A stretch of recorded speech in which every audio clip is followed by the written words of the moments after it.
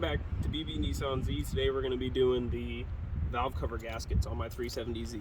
Now, to get to these, first what you'll have to do is disconnect your air intakes from your throttle bodies. I have this all taken apart right now because I'm doing another video on my coil packs.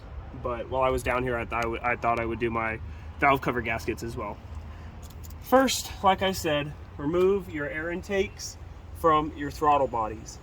So once you get those disconnected, your throttle bodies will then have 4 number 5 Allen keys to get those off. So once you have both of those out, it should be as easy as just pulling them off of your upper air intake manifold.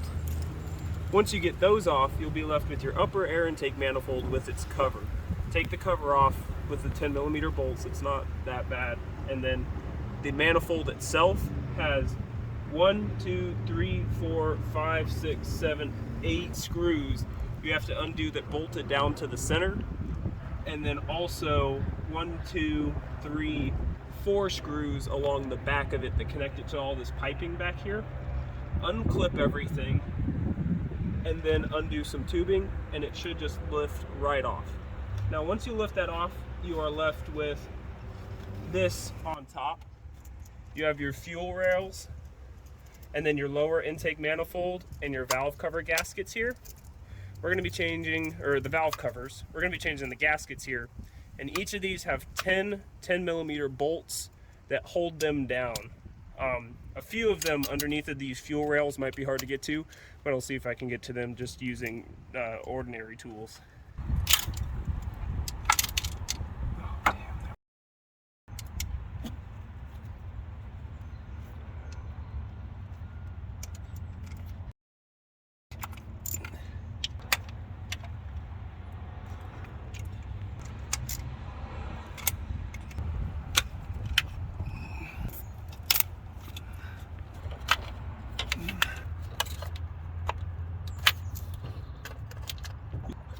One that's right down here in the corner as well.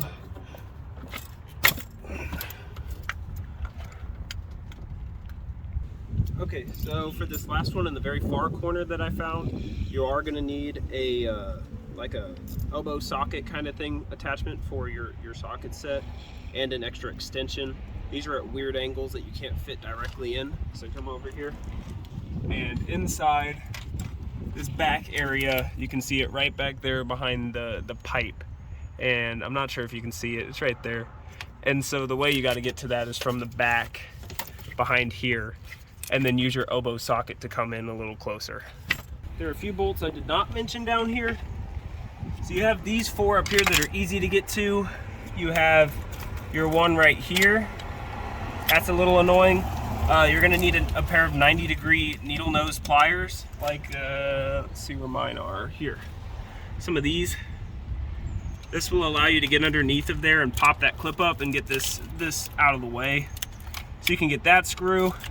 The hardest screw to get to is this one that is sitting behind this hard line right here. Now I didn't do it, but it would probably make it easier to unscrew this bolt down here. And that will allow you to pull that out a bit so you can get to the bolt that's sitting right behind it. Then you have this one over here, one in the corner that I was talking about, and then one more I forgot to mention, which was right here directly in the center. That one was hiding underneath some dirt. So let me go ahead and get this underneath and pop it up real quick, and I'll come back.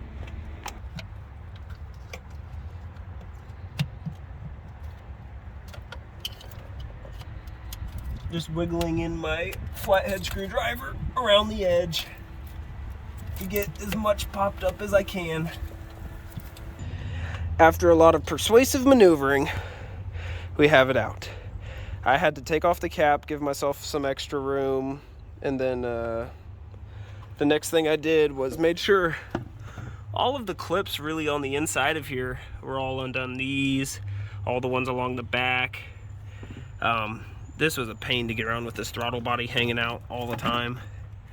But yeah, so basically I took the oil cover cap here and wiggled it out this direction so that it would basically come out underneath the spaghetti of wires because there ain't no way I'm going around to every inch of this engine to unplug all those wires. So it took a minute, but got it done. If you get any dirt inside of here, I would follow up with, you know, a light vacuuming if you have the chance, or whatever else. I'm gonna be wiping this down and cleaning it anyways. But for a car with 115,000 miles, mirror edge lobes, the engine health really on the inside of this car is looking awesome. Not very much varnishing at all. Yeah, it looks all good on the inside here. I just need to make sure to clean it out, especially if you drop crap like that in there. Bits of old wiring harness that is now brittling. Make sure you get those out of there. Your engine will not like running with that. Your next step will be to go ahead and take some brake clean. Remove your old gaskets here. It's got this kind of funky looking weird one in the center here for the spark plugs. And then it's got your edge gasket. Let's see if there it goes.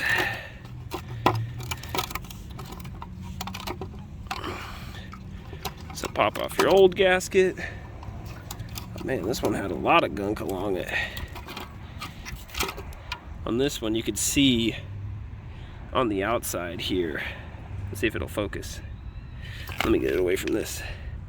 Right on the outside here lip, you can start to see some gunk forming, and that's how I knew it was starting to leak. But yeah, go ahead and spray all of that down, especially these grease areas.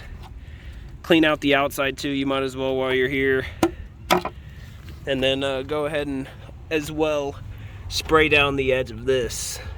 First spray it on your towel so you don't spray it into there. Spray it onto your towel and then wipe the edge right where the gasket is gonna meet.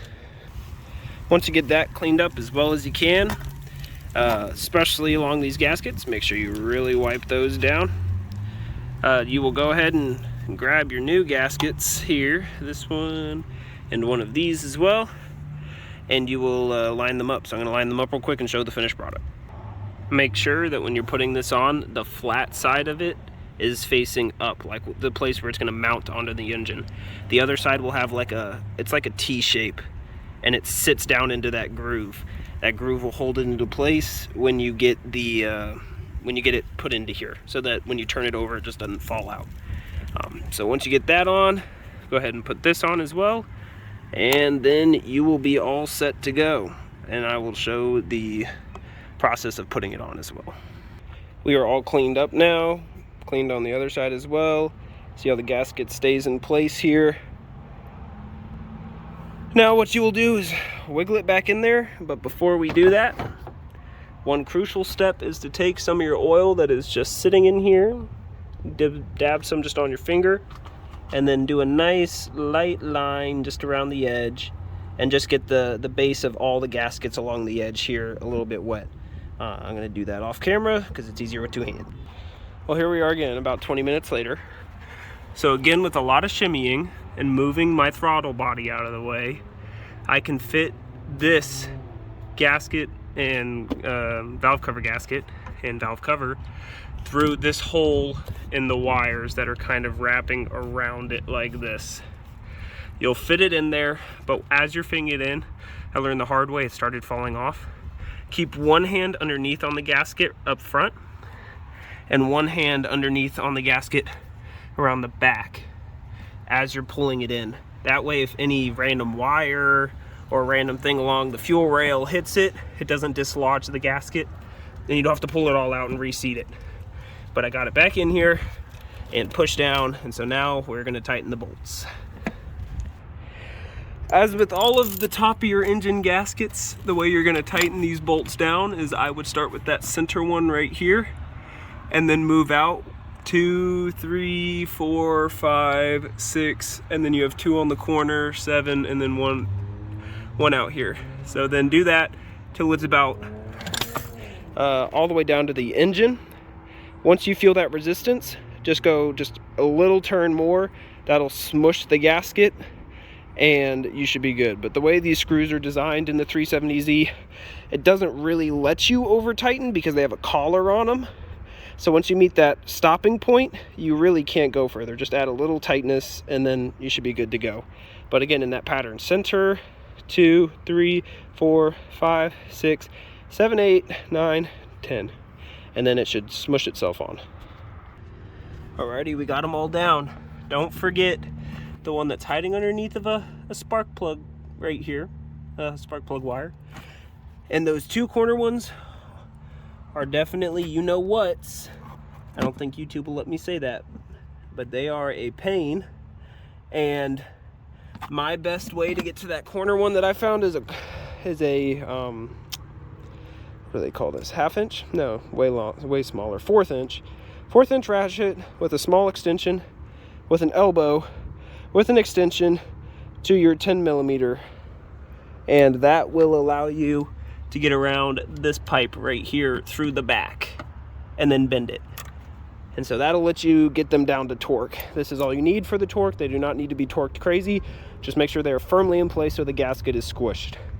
From here, I'm gonna go ahead and re-button up all of the wiring that has been hanging out in front of stuff, like here, wire. Right here, I had to undo that one earlier. So that wire. Then we have a wire back here that I actually had to break the bottom of because I had no clue how to get to that area back there in any way, shape, or form, and it was not worth my time. So it did a good old snapperoo, and it's not that big of a deal because all it did was allow me to move this more. I don't need to snap it back into place.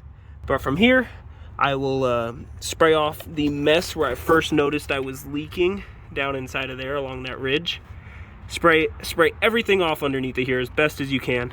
When you go to double check it later, you can make sure you don't have any leaks from what you did.